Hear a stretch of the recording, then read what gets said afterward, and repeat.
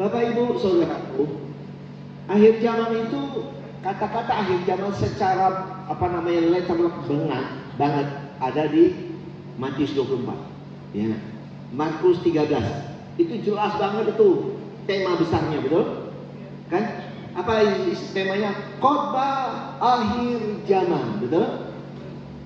Bait suci akan diruntuhkan, betul? Bapak Ibu, kenapa pakai kata akan?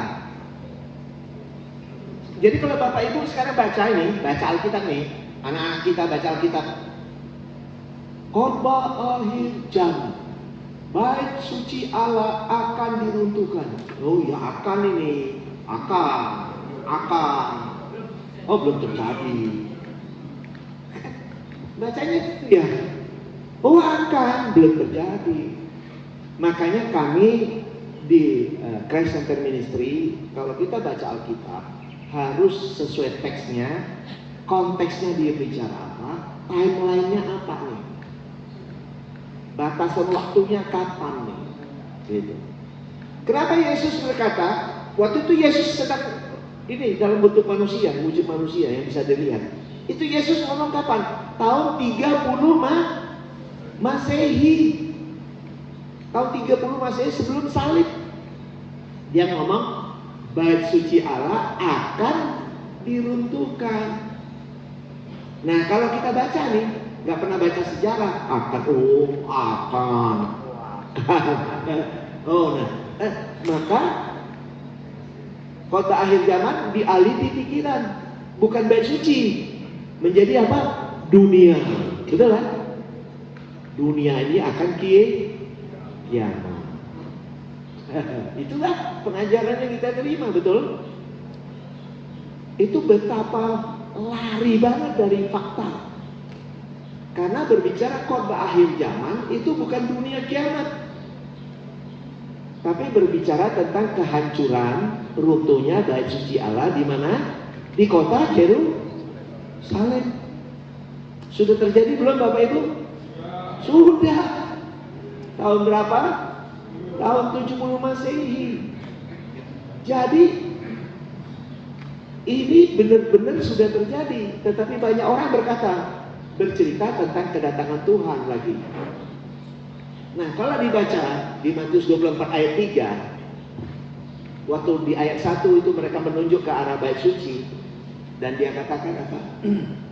Ingat tuh, satu batu tidak ada di atas batu lainnya, semuanya akan diruntuhkan. Nah, di ayat 3, murid-murid surprise. Kenapa surprise, Bapak Ibu? Karena bait suci itu kiblatnya bangsa Yahudi. Itu pusat kehidupan bangsa Yahudi.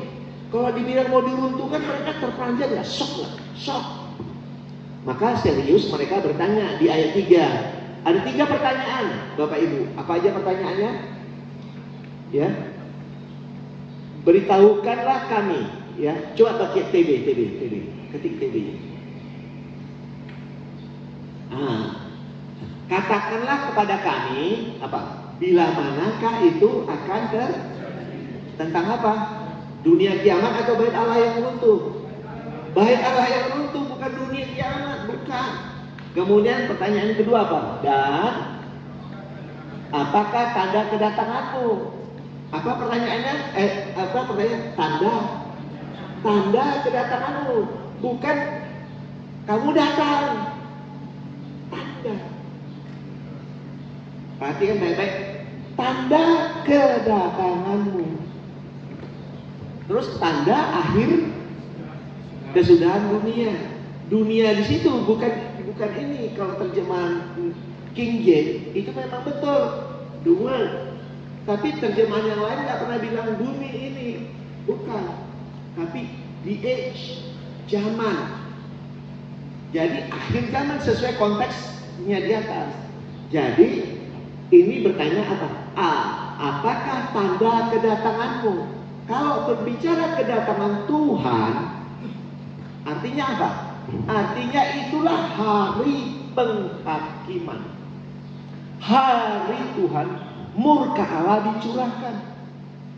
Benarlah pada tahun 70, antara tahun 66 sampai tahun 70 Masehi, Itulah yang dikatakan iblis dilepas sesaat. Nah, tapi kan orang bilang nanti, betul kan? Iblis dilepas sesaat itu nanti. Orang bilang kerajaan 1000 tahun nanti. Kerajaan 1000 tahun bukan literal. Nah, lagi-lagi literal lagi bacanya. Kerajaan 1000 tahun itu berbicara kemenangan Kristus di salib. Sampai pengabaran Injil itu mencapai ujung-ujung bumi. Ujung bumi yang dimaksud di Alkitab bukan Papua, bukan. Itu penginjil yang sekarang yang ngomong Papua, yang kalau mau dari Amerika ada uangnya Pak, ya, ada uang ke Papua, gitu. Jadi waktu dulu, makanya di Matius 24 ayat 14 katakan Injil akan sampai ke seluruh penjuru dunia, barulah tiba kesudahannya. Nah, tapi orang mikir, wow Papua, oh ini sono belum. Bukan itu. Dunia di Alkitab itu berbicara dunianya bangsa Yahudi di zaman itu. Kehidupan di zaman itu di bawah pemerintahan kerajaan Romawi. Kalau Bapak Ibu baca di Roma 10 ayat 17 sampai 18, iman datang dari pendengaran. Dan para rasul sudah mengabarkan Injil sampai ke seluruh dunia, ke ujung-ujung bumi. Udah di situ udah. Maka terjadilah akhir zaman. Jadi akhir zaman itu runtuhnya bait suci Allah tahun 70. Apa itu akhir zaman? Akhir dari zaman perjanjian lama. Akhir dari zaman apa? Bapak Ibu, motong binatang, korban sembelihan binatang untuk penebusan dosa nggak boleh lagi. Sebab apa? Yesus sudah mati di kayu salib. Nggak boleh ada duplikasi pengajaran. Ya, jadi zaman motong binatang untuk penebusan dosa nggak boleh. Zaman orang nggak boleh berpikir Tuhan ada di ruang masuk kudus, nggak boleh lagi. Karena tabir bait Allah sudah terbelah dari atas sampai ke bawah. Tuhan sudah tidak ada di situ. Bisa ditangkap ya Bapak Ibu. Jadi akhir zaman adalah akhir dari periode berlakunya perjanjian lama. Hukum Taurat, praktek hukum Taurat nggak boleh lagi. Karena sudah berlaku yang namanya hukum Kristus. Ada amin? Itu. Makanya zaman perjanjian baru, makanya dikatakan di Matius 24 ayat 8 akan ada gempa bumi, akan ada peperangan. Saya punya daftarnya itu Bapak Ibu, daftar nama-nama gempa bumi, tempat-tempat peperangan itu saya punya, yang meninggal sekian ada. Jadi itu bukan nanti perang antara Israel sama Palestina, bukan. Terus perang antara Ukraina sama ini, bukan. Oh mau masuk perang dunia ketiga, dunia mau kiamat. Bukan. Bapak Ibu, kalau kita bilang dunia ini mau kiamat, menurut saya kita jahat. Artinya kita punya ide pikiran Tuhan itu kejam. Bu, dunia gak akan kiamat. Percayalah. Jadi kalau punya uang beli tanah. Kalau punya uang. Saya dulu nggak beli tanah Pak, gara-gara khotbah akhir zaman Pak. Saya masih letnan, uangnya masih sedikit, gajinya kecil. Mau beli tanah, mikir, ngapain gua beli tanah? Pendeta berkata, tahun 1998, Yesus datang, dunia kiamat. Ya, saya letnan tahun 84, 85, 86, 87 itu gajinya kecil. Tapi tanah di sekitar Jakarta masih murah Pak. Ada yang 25.000 per meter, ada 50.000 per meter. Gak jadi beli tanah. Saya korban pengajaran akhir zaman. Anak saya, Bapak Ibu, anak saya waktu belasan tahun, anak laki-laki, saya lagi duduk gitu, dia datang. Pak, aku mau bertanya loh. Tanya apa anakku? Tentang khotbah akhir zaman Pak. Emang kenapa? Kenapa nak? Kok menakutkan ya Pak? Lu bayangin. Bayangin kalau kita punya anak, diri kita atau cucu kita, orang-orang yang kita layani ketakutan dengan khotbah akhir zaman. Gimana bisa jadi pejabat? Gimana mau jadi menteri? Gimana mau jadi anggota DPR? Gimana mau jadi presiden? Udah ketakutan dulu, berhenti kuliah. Kenapa kamu berhenti kuliah? Nah, Yesus sudah mau datang, akhir zaman. Dunia mau kiamat. Gimana kita maju, Bapak Ibu? Bapak Ibu, saya mau katakan, jangan terobsesi dengan dunia kiamat. Enggak. Pengkhotbah 1 ayat 4 berkata, keturunan yang satu pergi, keturunan yang satu datang, bumi tetap ada. Umat Tuhan tetap ada. Kalau mau ditanya kepada bumi fisik ada, ya silakan. Umat Tuhan itu tetap ada. Gitu loh Bapak Ibu. Jadi jangan kita ditakut-takuti. Pengajaran kami di Christ Center Ministry tidak ada nakut-nakuti satu, tidak ada. Semuanya membahagiakan bersama Tuhan di dalam Tuhan. Ada nggak? Ini pengajaran kita begitu. Back to the Bible. Injil Kristus itu kabar baik, kabar sukacita, ya, kabar keselamatan. Bukan kabar untuk nakut-nakutin orang. Enggak, tidak. Tapi yang kita dengar banyak nakutin. Itu Bapak Ibu. Jadi sekali lagi, akhir zaman bukan dunia kiamat. Akhir zaman adalah runtuhnya bait suci Allah di kota Yerusalem. Waktu itu betul-betul hari penghakiman yang besar. Jadi Bapak Ibu jangan bilang kata 666, angka 66. Oh, komputer lah, chip lah, inilah. Sorry, itu mengada-ngada. Itu kebohongan publik. 66 itulah namanya Nero. Nama Nero kalau diterjemahkan itu menjadi 666, Kaisar Nero. Dia sangat kejam. Kalau zaman dulu kalau mau belanja itu harus menyembah patung Nero. Begitu Bapak Ibu. Jadi sudah jajaran kita, pikiran kita yang benar ini dikotomi oleh sesuatu yang nanti akan begitu, akan begini. Enggak. Masa aniaya besar sudah terjadi antara tahun 66 sampai tahun 70. Di sana di kota Yerusalem itu betul-betul masa kelaparan yang dahsyat. Nggak ada makanan. Sampai-sampai kita peratapan 2 ayat 20, kita peratapan 4 ayat 10, semuanya digenapi. Di mana? Apa dikatakan? Di kitab peratapan 2 ayat 20 dikatakan, ya, ibu itu memotong bayinya sendiri dan makan bayinya. Dan imam-imam, nabi-nabi dibunuh di tempat kudus. Nah itu semua digenapi udah. Nah perang dunia pertama, perang dunia kedua, jutaan yang meninggal dunia yang binasa. Tapi gak ada ibu yang makan bayi. Tapi waktu kota Yerusalem di bumi hanguskan, bait Allah diruntuhkan, di situ ibu-ibu makan bayinya. Mereka makan kotoran, makan rumput, makan kulit. Masa aniaya besar yang dulu belum pernah terjadi dan ke depan tidak akan pernah terjadi. Jadi buang jauh-jauh dari pikiran Bapak Ibu, nanti akan terjadi masa aniaya besar. Enggak. Sudah selesai. Bapak Ibu, saudara, saya dan semua dengan kita, dengan anak cucu kita.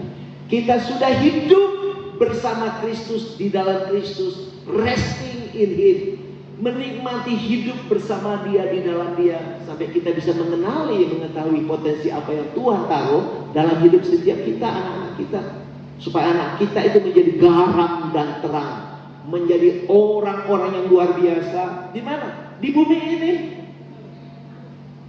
Tuhan gak gila disembah-sembah. Tuhan gak gila dipuji-puji. Benar, saya serius. Dia bilang apa? Sembahlah Allah dalam apa? Dalam roh dan kebenaran. Gak ada ritual-ritual itu. Ritual-ritual agama semua sudah diakhiri oleh Yesus waktu dengan kematiannya disalib. Gak ada lagi ritual-ritual agama. Kita sudah hidup bersama Dia, di dalam Dia, untuk mengabdikan diri kita bersama Dia untuk memberikan, mewarnai kehidupan ini dengan kerajaan Kristus, aroma kerajaannya, gitu. Betapa rugi kita kalau kita tidak bisa meramu dunia ini dengan aroma kerajaan Kristus, tapi hidup penuh ketakutan. Akhir zaman, rapture, kita ketakutan. Enggak ada. Jadi tidak ada rapture yang kata si pendeta atau pastor dari Amerika itu, ya, yang akan katakan waktu itu tanggal 23, 24 rapture, terus dia ralat, oh enggak, ditunda. Dia betul, saya lihat YouTube-nya, dia katakan ditunda. Terus dia bilang apa? Ditunda tanggal 7, tanggal 8 Oktober. Sekarang tanggal berapa Bapak Ibu? Nah itu. Makanya sorry to say, Bapak Ibu Saudaraku, sesama kita hamba Tuhan, makanya tidak heran banyak orang menjadi ateis. Kenapa? Karena pengajarannya begini-begini. Capek. Anak-anak muda kita itu, orang-orang muda itu capek dengan pengajaran kita begitu. Ya, ajarannya udah gak masuk di akal pikiran. Yang mengada-ngada, mimpi, hayalan. Saya mau kasih tahu Bapak Ibu, ajaran Injil Kristus yang murni tidak ada hayalan. Semuanya fakta nyata yang kita hidup bersama Dia di dalamnya. Gak ada hayalan satupun. Saya baca Alkitab, gak ada hayalan. Semuanya fakta yang benar, gitu. Kita nggak masuk dalam hayalan. Nanti kita ada sesi cerita langit baru, bumi baru. Itu juga bukan hayalan. Nanti kalau cerita dengan orang bilang hayalan, oh nanti langit dan bumi ini akan hancur, ini Tuhan siapkan yang baru. Tuhan nggak kurang kerjaan. Tuhan tidak kurang kerjaan. Nanti kita bisa cerita apa itu langit baru, bumi baru. Iya, benar. Ya, jadi Bapak Ibu, jadi saya mau menekankan jangan ada ketakutan di dalam kehidupan Bapak Ibu, anak cucu, keluarga tentang akhir zaman. Maka dikatakan di Matius 24 ayat 15, kalau engkau melihat pembinasa keji berdiri di tempat kudus, itulah pembaca harus tahu. Nah sekarang tempat kudus yang mana Bapak Ibu? Tempat kudusnya udah gak ada. Sekarang kita yang menjadi tempat kudus itu. Tempat kudus yang dimaksud sesuai konteks adalah bait suci Allah di kota Yerusalem, udah nggak ada. Maka di sana dikatakan juga di Matius 24 ayat 22 katakan, karena orang kudusnya di zaman itu waktunya dipersingkat nggak boleh dipanjang-panjang. Tapi John Darby berkata apa? Dispensasional, diundur. Ngawur lagi itu. Dipersingkat Bapak Ibu. Kenapa dipersingkat? Nah kita baca di Matius 24 ayat 34 berkata, Aku berkata kepadamu, sebelum angkatan ini berlalu, kesudahannya terjadi. Nah, satu angkatan berapa tahun Bapak Ibu? 40 years, 40 tahun. Jadi Yesus tadi ngomong tahun berapa? 30 tambah satu angkatan 40 tahun, terjadi apa? 70. Maka pakai kata akan 70 terjadi. Jangan Bapak Ibu ngambil ayat gini, Pak Kirsan, baca dong Matius 24 ayat 36. Hanya Bapa yang tahu, anak, malaikat pun tidak tahu. Jangan ayat itu. Ayat itu berbicara budaya Yahudi tentang pernikahan orang Yahudi. Itu hanya bapaknya yang tahu kapan menjemput mempelainya. Bukan itu. Itu perumpamaan aja Bapak Ibu. Saya sering kalau dengar orang, Pak Kirsan udah nggak usah ini. Hanya Bapa yang tahu. Padahal Yesus sudah ngomong semuanya begitu banyak rahasia-rahasianya. Tapi masih saja bilang hanya Bapa yang tahu. Akhirnya apa? Gibah, angkat tangan. Gak usah dibuat bahas. Kita nggak bisa semua. Hanya Bapa yang tahu. Itu namanya nggak mau belajar, Bapak Ibu. Ya, saya kira itu yang saya sampaikan. Akhir zaman sudah selesai. Akhir zaman telah berlalu. Bapak Ibu dan saya dan semua keluarga kita, teman-teman kita hidup di dalam kasih karunia. Di zaman baru, zaman bersama Kristus di dalam Dia. Kalau ini yang tidak dihidupi, maka rugi bangetlah kita di dunia ini. Ya, menyembah Allah dalam roh dan kebenaran. Saya tambahkan, ini yang saya dapat ya. Menyembah Allah dalam roh dan kebenaran adalah di dalam setiap detak jantung kita, di dalam setiap hembusan nafasmu dan tarikan nafasmu. Jiwa kita yang sudah diselamatkan itu menyadari sesungguh-sungguhnya bahwa kita menyatu dengan Dia, unity dengan Kristus di dalam setiap tarikan nafas kita, dan Dialah yang meramu pikiran kita dan hati kita, sehingga paradigma kita, pola kita berpikir, cara kita berpikir, sikap hati kita, perkataan kita, karakter kita, integritas hidup kita, kebiasaan kita, semuanya sejalan dengan Kristus adanya, sejalan dengan kasih, sejalan dengan kebenaran dan keadilan dalam hidup. Makanya bagaimana kalau kita bisa melahirkan generasi yang seperti itu, Bapak Ibu? Dahsyat nggak untuk Indonesia? Nggak ada pejabat dan koruptor. Wih, kaya raya Indonesia. Mari kita ciptakan generasi-generasi yang dahsyat untuk Indonesia di sini, supaya kita benar-benar berdampak, siap berkarya, mengerti kebenaran, merdeka bersama Tuhan di dalam Tuhan, dan siap berkarya, memberikan karya terbaik bagi kehidupan. Ya, puji Tuhan. Kita ulang lagi tema kita, mengerti kebenaran, merdeka dan siap berkarya. Mengerti kebenaran Kristus di dalam hidup kita. Kita di dalam Kristus menyatu, sehingga kita tidak ada lagi ketakutan. Kristus tidak membawa ketakutan, tapi kemerdekaan, sehingga kita siap berkarya.